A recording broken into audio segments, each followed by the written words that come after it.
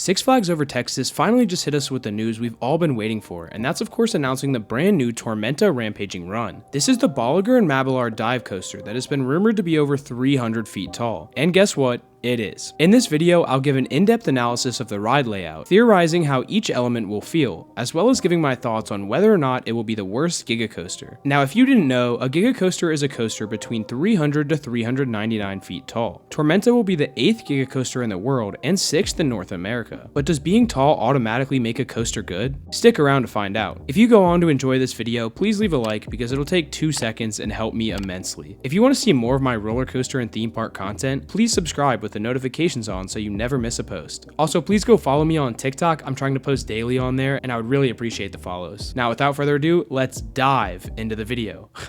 I'm so funny.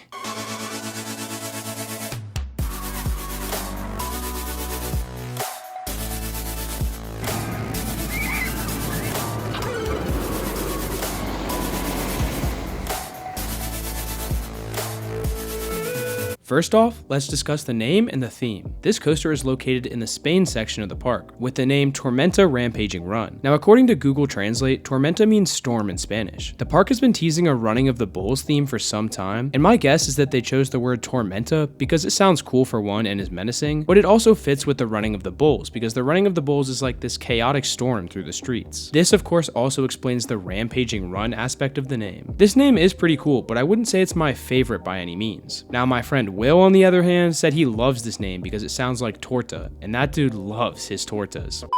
Anyways, I could foresee this ride having some solid theming, as some of Six Flags' recent projects have had decently promising theming. Looking at the last dive coaster the company built, Iron Menace at Dorney Park, it actually had some really awesome theming, and I hope to see a similar level of effort here. Speaking of Iron Menace, after riding that coaster and some of the other recent B&M coasters like Rapterra, I am a little concerned about the smoothness of this ride. It's become very common ball knowledge in the coaster community that B&M seemingly can't make smooth coasters anymore, which is so odd. They've been known for decades for making incredibly high capacity, reliable, and smooth coasters. While their capacity and reliability is still the gold standard, recent coasters by this Swiss manufacturer have just been concerningly shaky. I can't imagine how bad it could get on a Giga coaster, so I'm really hoping B&M switches something up to prevent this. What do you guys think? Will Tormenta be smoother like some of the older dive coasters, or feature the weird shuffle of the post-2023 B&Ms? Now, moving on to the appearance of this ride, I have to say I do like the color scheme. The supports in the spine of the track feature a shade of dark brown, while the top of the track and the rails feature a lighter beige color. I actually am probably one of the only people in the world to have seen this color scheme already that wasn't on site at the park. Funny story, but on the way from Kentucky Kingdom to Beach Bend this summer, my friends and I drove past a piece of Tormenta's track on the highway.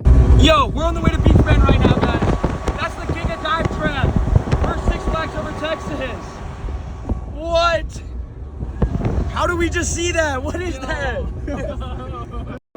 It was, of course, being shipped from the B&M track manufacturing plant in Batavia, Ohio, down to the park in Texas. If that's not a crazy enough coincidence for you, I also got my driver's license in Batavia, Ohio, so I guess I just need to get down there and ride this thing soon. This ride is also right in the front of the park, basically in the parking lot, which will be so cool to drive up on. Don't get me wrong, parking lot coasters can be lame, but you really can't go wrong with throwing a massive and popular coaster in the front of the park, and I'm sure this coaster will be very, very popular. Now let's move on to the stats. Six Flags Over Texas finally decided to buy into the stereotype that everything is bigger in Texas by absolutely shattering every dive coaster record imaginable. Tormenta Rampaging Run will be 309 feet or 94 meters tall, reach speeds up to 87 miles per hour or 140 kilometers per hour, and have a total track length of 4,199 feet or 1,280 meters long. This, of course, makes it the tallest, fastest, and longest dive coaster ever built. It also makes it the second shortest Giga in length, only ahead of Red Force in Spain. It also makes it the 5th tallest Giga coaster,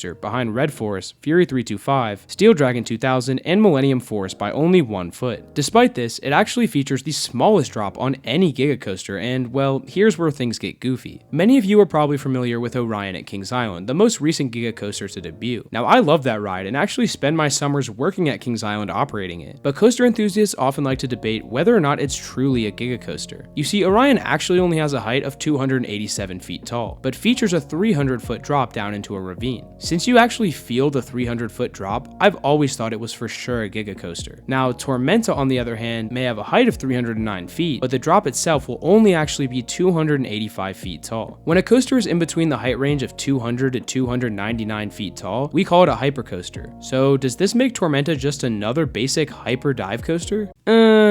I don't know. This ride will definitely feel like a Giga, and being 309 feet off the ground staring down on that holding brake is definitely going to feel different than any other 200-foot dive coaster. So unless someone in the comments can really change my mind, I think I'm okay with classifying Tormenta as a Giga coaster, because it is over 300 feet tall at the end of the day. Now let's get into the ride experience and layout. Tormenta will feature the typical 3-row dive coaster trains, with 8 across seating that we see on the large dive coasters such as Valravn or Yukon Striker. These trains, however, do have some of the updates and modern modifications that we've seen on the recent dive trains, making them slightly different than those on Valravn or Yukon. They still will feature the vest restraints though, which are certainly comfortable but can get extremely tight. Now, funny enough, I'm actually riding Griffin at Busch Gardens Williamsburg for the first time tomorrow, so I can't officially compare them yet, but I do imagine the airtime on Griffin with these over-the-shoulder restraints will still be far more impressive. But the 300-foot drop on this thing, it's gonna be cool. Now, with that being said, will this be the best dive coaster? Stick around, because after I go through the layout, I'll give my conclusion on that, as well as where it'll rank against the other Giga coasters. If you've ridden a Giga before, you already know that the view from the ascent and the top of the lift hill on this ride are going to be mind-blowing. Now, unfortunately, I haven't been to Texas yet, but when I do, I'm sure there will be many cool things to look at from up there. Similarly, if you've ridden a B&M dive coaster, you know what this will feel like to an extent. Slowly creeping up and then staring down is pretty cool, even if it is super gimmicky. I still do think it's a little odd that both Six Flags parks in Texas built dive coasters just a matter of years apart, but maybe the general public won't see this as just the gimmick from Dr. Diabolical's cliffhanger, since Tormenta is much larger. Six Flags Fiesta Texas is also roughly 4 hours and 45 minutes south, so maybe the two parks don't really get too much cross traffic with the GP, I don't know. I'm sure it will be a little mind-boggling to be this high up in the air and stare down at the ground, as this is over 80 feet taller than the current tallest dive coaster, Yukon Striker. After being dangled in place for a few seconds, you'll begin the descent down this 285-foot drop with a 95-degree angle. Now, correct me if I'm wrong, but I believe this actually makes it the highest beyond vertical drop in the world. This drop does look massive, and I'm sure it will be very enjoyable. I do think it could feel a little less impressive than the other Gigas, as those just feature a lap bar. Lap bars give you a much more open feel and allow you to feel a lot more of the airtime. This will probably be the best drop on any modern dive coaster, but I'm sure the airtime on the dives with the over-the-shoulder restraints will still reign supreme. Following this, you'll fly up into your first inversion, which in typical dive coaster fashion is an Immelman. Now, in typical Tormenta Rampaging Run fashion, this is the tallest Immelman in the world at 218 feet. I can't wait to look straight down at the ground while being upside down over 218 feet in the air. This is now the tallest inversion in the world too, snatching that record from Kennywood Steel Curtain and its first corkscrew 197 feet in the air. I do think there will be some solid positive G's at the bottom of the first drop and rising up into the Immelman. Going 87 miles per hour is going to feel awesome. I mean, front row on any Giga coaster makes you feel like your face is being ripped off, so I'm sure this will do the same. This awesome sense of speed should help Tormenta stand out a little more than other dive coasters. The scale of this element alone is going to make it feel impressive, even though we've seen it many times before. And I kind of think that can be said with most elements on this ride.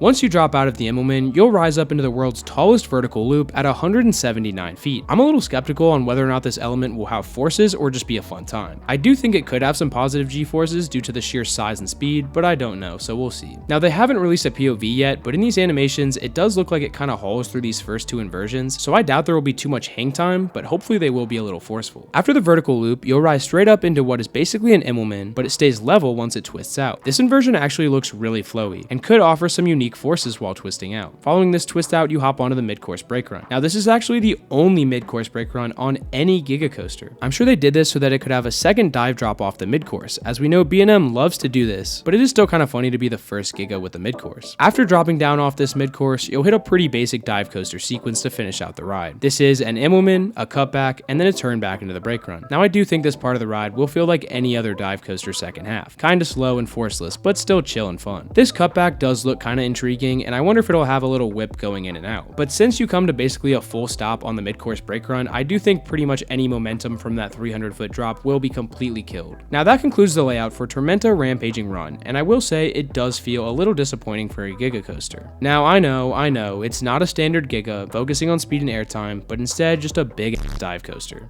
Because of this, I do foresee it probably being the best dive coaster, but I do think some people will still prefer Griffon for that more prevalent airtime. Will this thing be the worst Giga though? I mean, yeah, definitely in my opinion. It's going to feel the least original and the least forceful, but I do still imagine it will be surprisingly fun. Anytime you're dropping close to 300 feet and reaching speeds around the 90-mile-per-hour mark, it's going to be an impressive ride. Now with that being said, I personally doubt this will even be the best ride in the park. Both New Texas Giant and Mr. Freeze look to be a little better in my opinion, but I do think this is an amazing fit for Six Flags Over Texas. Most of the general public will eat this thing up, and it is an incredible supporting coaster for us enthusiasts. I'm very happy for the people at Over Texas to finally be getting a massive coaster that will draw people in and be a people eater. And I do hope I'm wrong about this thing. I hope it's super forceful and even better than I think it will be, but I'm just trying to be realistic here. So what do you guys think about Tormenta Rampaging Run? Are you excited? Do you think it's a Giga coaster? Do you think it'll be the worst Giga? Let me know all your thoughts in the comments below. If you enjoyed this video or found it informative, please consider leaving me a like below and subscribing for tons more roller coaster content. Make sure you also follow me on TikTok and Instagram as well. I post daily on TikTok, so there's tons of content there. I hope you all have a great day, keep riding coasters, and I'll catch you in the next one. Peace.